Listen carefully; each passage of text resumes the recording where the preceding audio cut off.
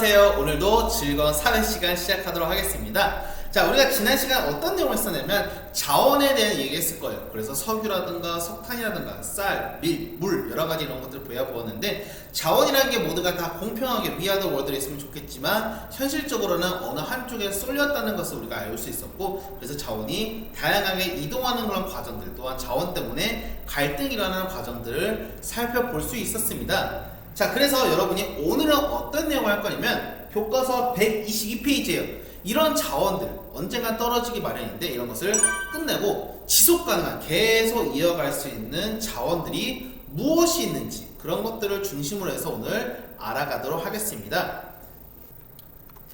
자, 그래서 자원을 둘러싼 경쟁과 갈등 세 번째 파트 2번은 여러분이 넘어갈 거예요. 그래서 지속 가능한 자원 개발. 그래서 여러분 오늘 제일 중요한 거는 신재생 에너지라는 부분을 좀 살펴볼 건데, 지속 가능한 자원 개발의 중요성 그리고 신재생 에너지의 이용 사례를 조사할 수 있다, 이렇게 두 가지를 볼 건데, 우선 여러분이 들어가기 앞서서 신재생 에너지가 뭔지 알아야 될 거 아니에요. 자, 그래서 에너지 자립마을의 가다 교과서 122페이지를 잠깐 볼 거예요. 여러분 여기 보게 되면 초등학교 때부터 한번 잠깐 봤을지 모르겠지만 다양한 수많은 자연 친환경적인 에너지 자원이 있습니다. 한번 여러분이 교과서에다가 한번 잘 표시해서 어떠한 것들이 있는지 한번 1번을 한번 표시해 보길 바랄게요. 자, 한번 답을 같이 봅시다. 위 그림을 보고 이 마을에서 만들어지는 에너지를 찾아서 한번 빈칸을 채워보게 되면 다음과 같을 것 같아요. 제일 첫 번째로는 이제 유채꽃 같은 경우는 바이오 디젤 너무 답이 있으니까 넘어가고, 태양광 발전기는 당연히 태양을 통해서 전기 에너지를 만들고, 바람 같은 경우에서는 풍력 발전기를 통해서 전기 에너지를 만든다고 할 수 있을 거예요. 자, 그래서 우리는 신재생 에너지라는 걸 좀 우선 알아야 되는데, 신재생 에너지라는 게 뭐냐면 여러분이 신이라는 글자를 보게 되면 새롭다라는 뜻이죠. 새롭다는 건데, 거기다 재생이라는 거는 뭔가 다시 만든다 이런 거니까, 기존의 화석연료, 그러니까 석탄이라든가 석유 같은 게 있을 거예요. 이런 것들은 한번 불타서 확 하면 파이어 하면서 없어지게 됐지만, 신재생 에너지 같은 경우에서는 이제 계속 쓸 수 있는, 우리가 태양이나 바람이나 물이라든가 이런 것들은 계속 있잖아. 계속 자료를 변환시켜서 만들 수 있는 에너지고, 환경력에 매우 가깝기 때문에 고갈되지 않으면서도 환경에 친화적인 에너지라고 할 수 있어요. 그 대표적인 종류가 뭐가 있는지 한번 종류를 알아봅시다. 자, 우선 제일 첫 번째로 물이에요. 물. 수력에 의해서 물의 낙하, 물이 떨어지는 힘이 상당히 세죠. 물이 여러분 알다시피 뭐 캐리비안 베이 같은 데 보면 물이 팍 떨어질 때 엄청 아파요. 그런 에너지를 잘 굴리다 보면 에너지를 만들 수 있다고 합니다.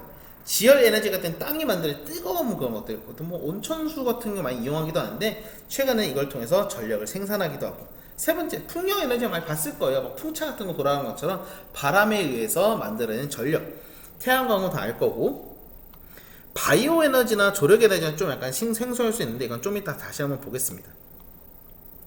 자, 우선 교과서 하면 123페이지 자세한 사진을 좀 보게 되면 아이슬란드의 지역 발전, 지열 발전, 그리고 해상 풍력, 아마 덴마크 같은 경우에는 상당히 많은 20% 가까운 지역을 풍차를 통해서 전기를 얻고, 태양광 발전 같은 최근에 우리나라에서 상당히 많이 각광을 받고 있어요. 그리고 이 바이오 에너지라는 게 뭐냐면 이런 다양한 우리가 먹을 것들, 옥수수라든가 수많은 이런 먹을 것들이 있습니다. 예를 들면 뭐 볼이라든가 아니면 실제로 음식물 쓰레기 같은 것도 뭐 태운다든가 여러 가지 작용을 통해서 에너지가 만들어진다고 해요. 야, 신기하지 않나? 뭔가 나는 이런 걸 통해서 어떻게 에너지를 만드는지 나도 과학쌤이 아니니까 자세히까지는 잘 모르겠지만, 이런 것들은 여러 가지 다양한 변화하는 작업을 통해서 에너지가 만들어지게 되고, 이거를 잘 굴리면 공장을 굴릴 수도 있고 자동차도 굴릴 수 있는 여러 가지 에너지가 만들어진다고 해요. 조력발전소 같은 게 여러분 파도가 있어요. 큰 파도가 있는데, 파도가 철썩 들어오게 되면 그 파도가 밀물과 썰물의 그 파도가 어마어마한 파워가 세기 때문에 이런 지역에다가 발전소를 만들게 되면 상당히 많은 에너지를 얻을 수 있다고 합니다. 근데 안타깝게도 조력발전소는 우리나라에 많이 못 지어요. 왜냐면 이게 지을 수 있는 곳이 한정되어 있기 때문에 크게 많이 활용을 아직 못하고 있다고 합니다. 자, 그러면 여러분이 어쨌든 신재생 에너지가 무엇인지 대충 봤어요. 그러면 이 신재생 에너지 오늘 제일 첫 번째 핵심, 바로 이거의 장단점이 무엇인가 한번 그 내용들 여러분이 알아가도록 합시다. 자, 신재생 에너지의 특징. 자, 보게 되면 우리는 비교적 고르게 분포해요. 이게 반대가 우선 뭐가 있냐? 석유. 우리나라 난다고 했죠? 나긴 나요. 나긴 나는데 석유가 많이 나지 않고, 일부 지역은 아예 나지도 않아. 석탄도 그렇고. 그렇지만 그게 반해서 신재생 에너지는 비교적으로는 우리 태양빛이 뭐 미국은 많이 오고 우리나라 적게 오나 그런 건 아니잖아. 물론 햇빛의 양이 좀 다를 수는 있지만 대체적으로는 다 우리 햇빛을 받고 살잖아요. 재생도 가능하고 또한 태양빛이 갑자기 사라지지 않으니까 고갈되지도 않고 거기다가 이산화탄소 예를 들면 석유나 석탄을 태우면 수많은 안 좋은 가스가 나오지만 이런 건 그런 거 없어요. 환경도 친화적이다. 그래서 지금 많은 노력을 지금 퍼붓고 있는 게 바로 신재생 에너지입니다. 자, 여기까지 봤을 때 상당히 모든 게 좋아 보이잖아요.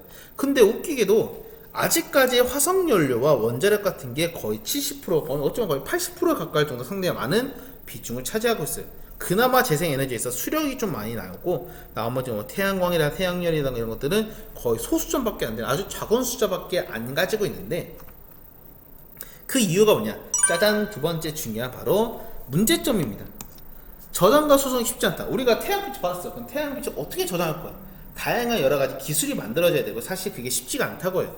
그리고 이것을 잘 돌릴 수 있는 경제성이 상당히 낮다고 합니다. 예를 들면 이런 거죠. 여러분이 열심히 공부했어요. 사회 수업을 어마어마하게 공부했는데 실제 점수는 잘 나오기 쉽지 않은 과목이죠. 근데 어떤 뭐 암기 과목 같은 경우에는 짧은 시간 투자해도 좀 점수 잘 받을 수가 있어요.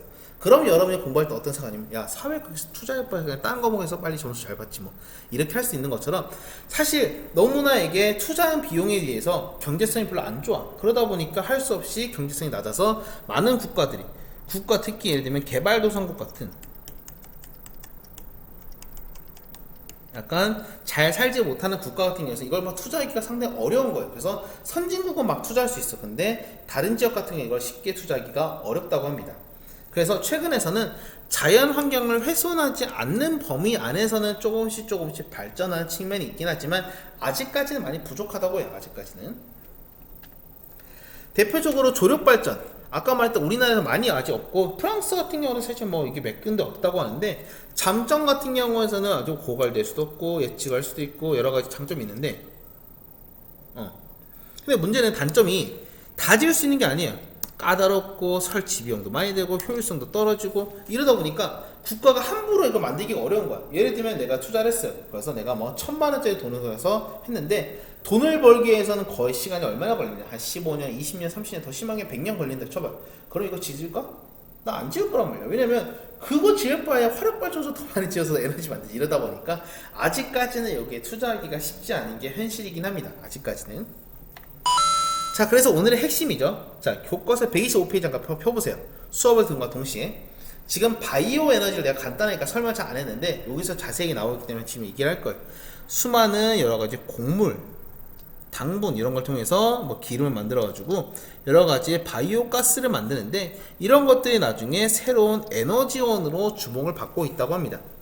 그런데 이 바이오 에너지 말만 들으면 여러분이 정말 좋아 보이죠. 그래서 당연히 필요하다는 입장이 많은데 또한 한편으로는 중단돼야 되는 입장도 있어요. 그래서 여러분이 한번 읽어보세요. 읽어보고 여러분이 한번 인터넷이나 여러 가지 부분을 찾아서 한번 생각해 봅시다. 그래서 바이오 에너지 과연 이것이 옳은 것인가 아니면 좀 아닌 것인가 자신의 생각을 정해서 여러분의 자료 1번 문제 125페이지에 있는 1번의 문제를 이번에 퀴즈에 적는 게 여러분의 숙제가 될 거예요. 어렵지 않죠? 오늘 수업은 어렵지 않아? 그래서 여러분이 1번에요. 여러분이 바이오 에너지의 개발에 자신의 생각을 정하고 그 이유를 써보는 것이요. 참고로 여러분 이거는 자기의 생각을 쓰는 거예요. 그래서 여러분이 찬성하면 찬성하는 이유, 그리고 반대하면 반대하는 이유. 그러면 또 외로 기타 같은 의견을 써서 여러분이 자신의 생각을 정리하는 게 중요하니까 친구의 정답이라고 생각해서 그걸 베껴 적지 말고 자기의 생각을 한번 생각해서 쓰길 바랍니다. 선생님이 웬만하면 여러분에게 PDF를 좀 주려고 합니다.